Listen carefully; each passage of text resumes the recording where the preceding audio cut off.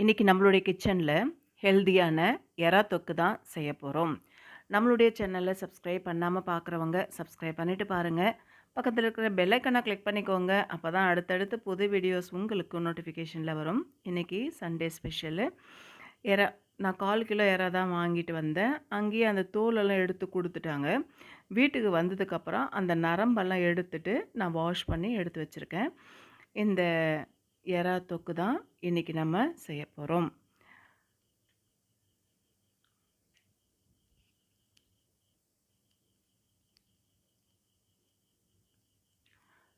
நான் ஒரு பேனில் ஆயில் விட்டுக்கிறேன்.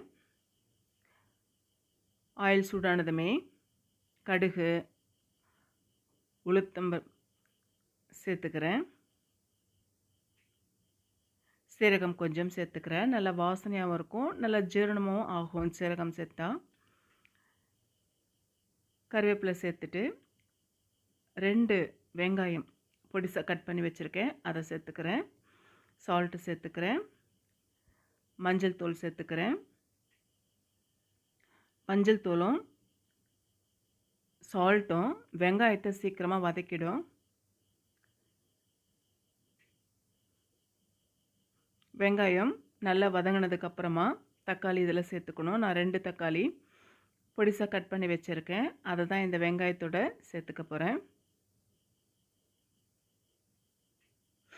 வெங்காயம் நல்லா வதங்கி வந்துருச்சு.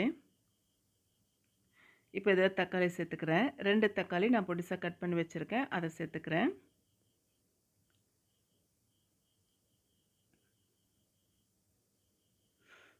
வெங்காயம் தக்காளியும் நல்லா வதங்கி வரட்டும்.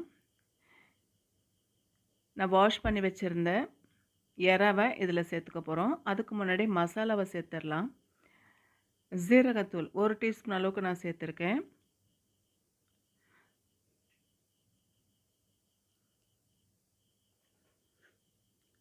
ரெட் சில்லி பவுடரு 1 டீஸ்பூன் அளவுக்கு நான் சேர்த்துருக்கேன்.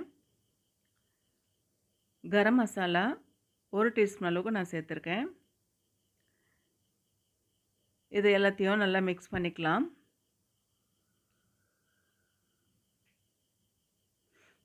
இப்போ நான் வாஷ் பண்ணி வச்சுருந்த எறாவை இதில் சேர்த்துக்க போகிறேன்.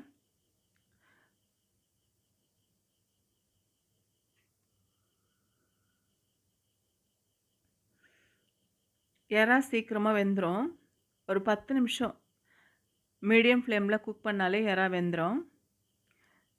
கொஞ்சமாக தண்ணி ஊற்ற போகிறேன். கிரேவி மாதிரி தான் நான் செய்ய போகிறேன். இட்லி, தோசை, சாதத்தோடு சேர்த்து சாப்பிட்டாலும் ரொம்ப நல்லாயிருக்கும். ரசம் சாதத்துக்கு சாப்பிட்டாலும் நல்லாயிருக்கும். கொஞ்சமாக தண்ணி விட்டுட்டு ஒரு 10 நிமிஷம் நம்ம குக் பண்ணிக்கலாம். ஒரு தட்டு வச்சு மூடிட்டோன்னா நல்லா சுண்டி வந்துடும்.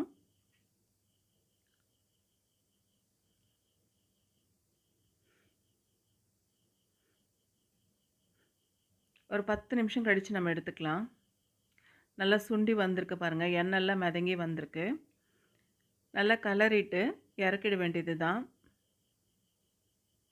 அந்த தண்ணி எல்லாம் வற்றி வந்துருச்சு பாருங்கள்.